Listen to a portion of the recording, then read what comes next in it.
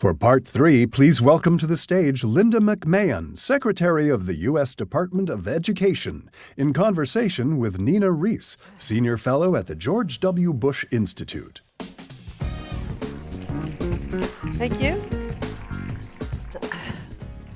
Well, great. Secretary McMahon, it's such an honor to moderate this discussion with you today.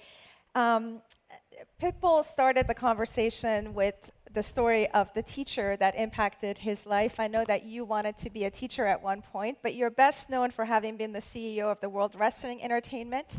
You served as the Secretary of the SBA under the past Trump administration, and you also served as a board member on the Connecticut School Board.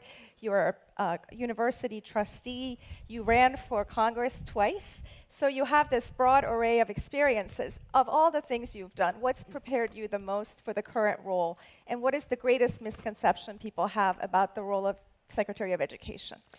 Well, thank you so much. It's a pleasure to be here. I think the thing that probably prepared me the most for this role was being a parent. Because I've watched my children in school. I've now had the privilege of watching my grandchildren in school. And I think that you can't get any better appreciation for how education is impacting your family unless you see it firsthand. Now, having said that, I think also that every experience I've had has prepared me for this. I enjoyed being on the State Board of Education in Connecticut, then in higher education, serving on the Board of Trustees of a university. So it's kind of given me a real balance of looking. But when the president asked me to take on this role, I said to him, you know, I don't come from the world of education. Surely you must be looking for a professor, administrator, or superintendent. And he said, no, because my goal really is to dismantle the Department of Education. In fact, you will have succeeded when you fire yourself. But what I need is a business executive and a leader, and that's the role that I'm asking you to fulfill in this. That's great. So the discussion on this very forum this morning at 8 a.m. was around higher education, followed by a fireside chat with Bill Ackman, who took on the whole Harvard discussion. I know you just sent a letter to Harvard University. So tell us a little about your approach with universities like Harvard, and more specifically, do you think this is about fighting anti-Semitism, or is it about the ideology that a lot of these Ivy League schools are espousing, which is a little bit more left of center? And how concerned are you that a future administration that may not be a Republican one will use the same tools to go after private institutions that are conservative? Well, I think what prompted, first of all, our investigation, and it started with Columbia, because we looked at the encampments that were on Columbia, we looked at the anti-Semitism, the activities that were happening, the danger of students, that students were being put in, and we looked at the civil rights actions that were, student civil rights were just being pummeled. And so we started the investigation there, but then also looked at, okay, what are some of the things behind the scenes? Are there activist students coming on to the universities? Are teachers teaching more in ideology and not teaching the subject matter that they were brought in to teach? So we've challenged a little bit more in terms of our investigation, especially with Harvard, and asked them about their methods for how did they vet the students who were coming in? Are these activists that are coming on campus? How about the teachers that you're bringing on?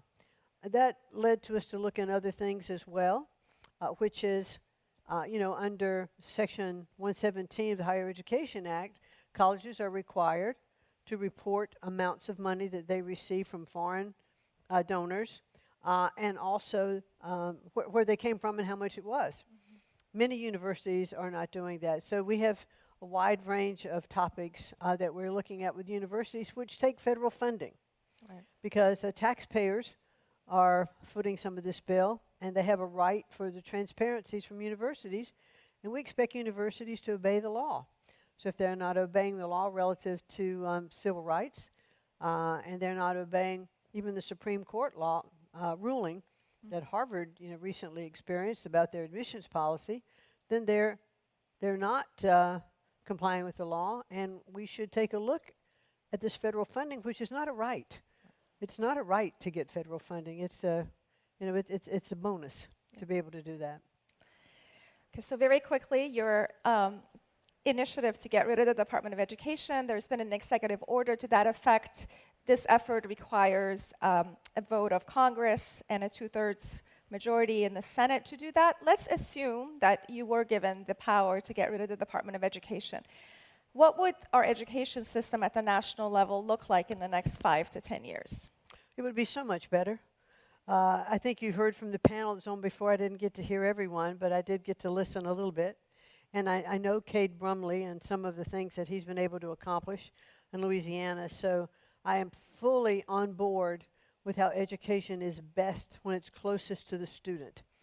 What better audience do you have, or better supervisors do you have than those who are right there with the students?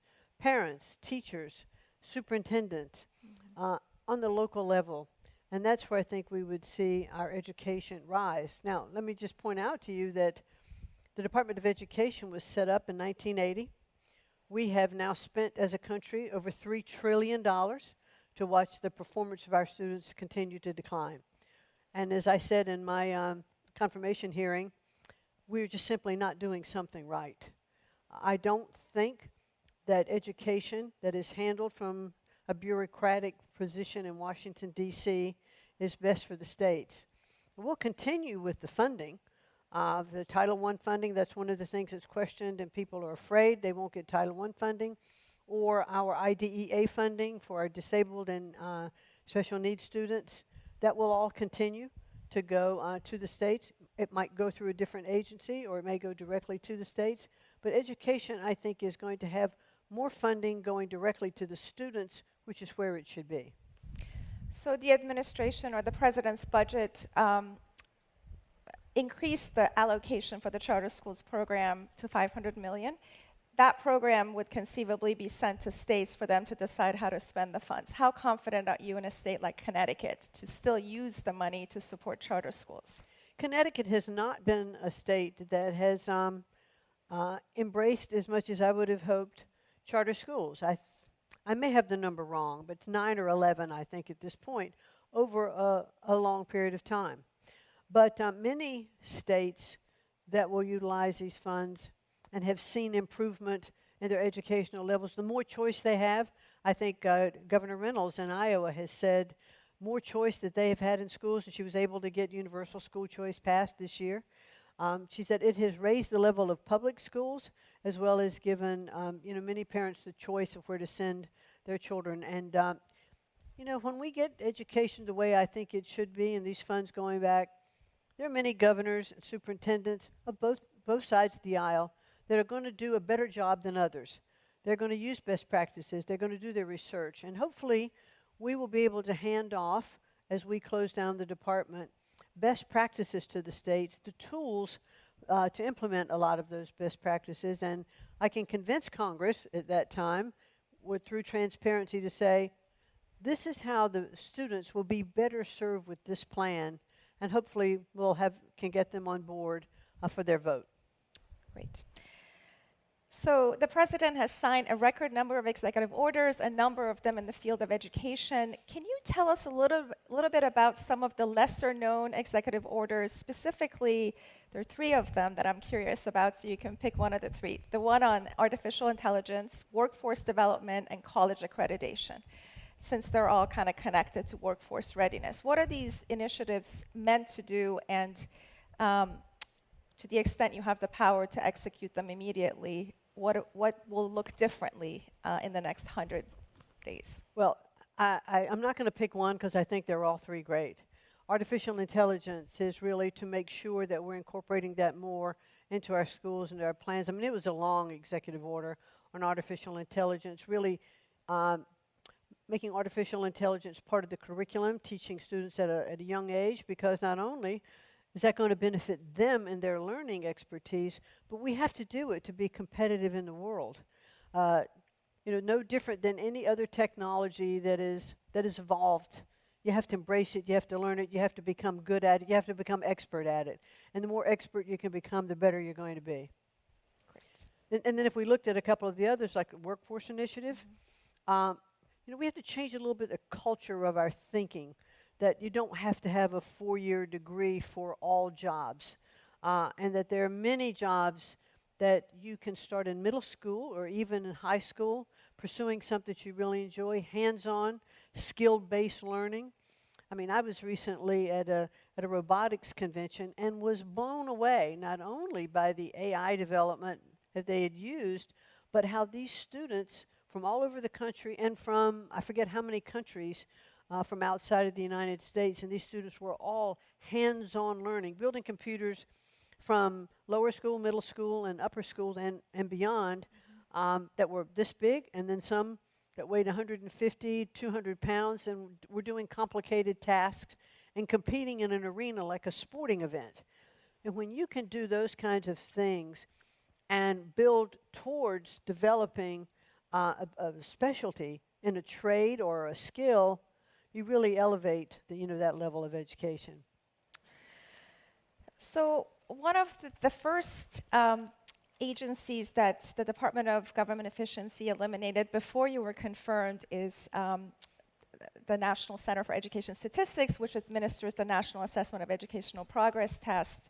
I know you're a fan of this test, and so my question to you is, in the next year or so, how do you envision that office changing hands, and what will look different with the NAPE and some of the other functions in that office? We plan to continue NAPE, and it's right on pace, for 2026.